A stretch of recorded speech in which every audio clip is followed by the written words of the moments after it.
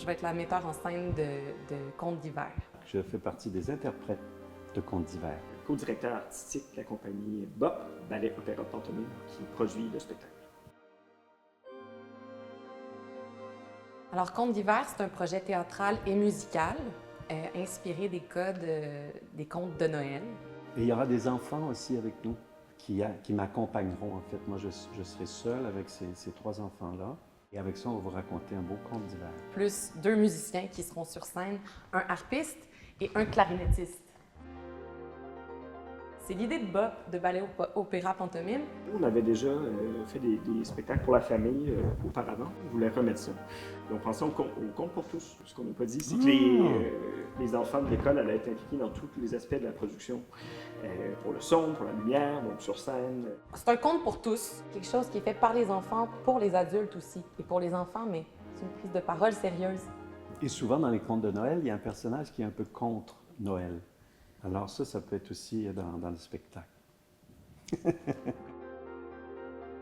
dirais que c'est émettre des hypothèses pour tenter de percer les mystères, la grande réalité dans laquelle on baigne, qui est insaisissable. Je pense que l'art, c'est un regard sur le monde que le monde n'a pas le choix d'avoir et ne peut pas toujours avoir parce qu'ils sont occupés dans leur quotidien, entre autres. Puis il y a bien d'autres choses qui est beaucoup plus gratuit que ça, de faire de l'art pour l'art sans vouloir être un miroir de la société. Là. La rencontre que ça permet de rencontrer avec des gens pour créer quelque chose de toute pièce qui n'est pas a priori une fonction là, qui est déjà déterminée. C'est quelque chose à trouver en le faisant. Pour moi, il n'y a pas de plus belle manière d'être ensemble. Le risque, l'expérimentation, la liberté, il y a quelque chose, ça évoque ça, la chapelle pour moi.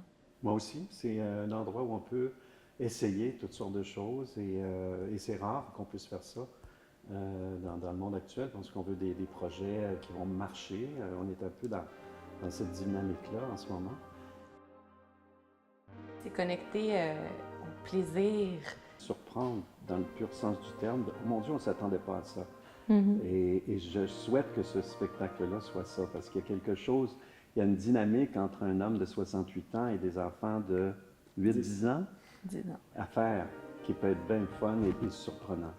J'espère que les gens vont sortir du spectacle en regrettant que la parole des enfants ne soit pas plus présente dans d'autres secteurs de la société, dans d'autres occasions. C'est bon ça, c'est bon, c'est ça qu'il faut mettre, c'est bon ça. Je suis d'accord.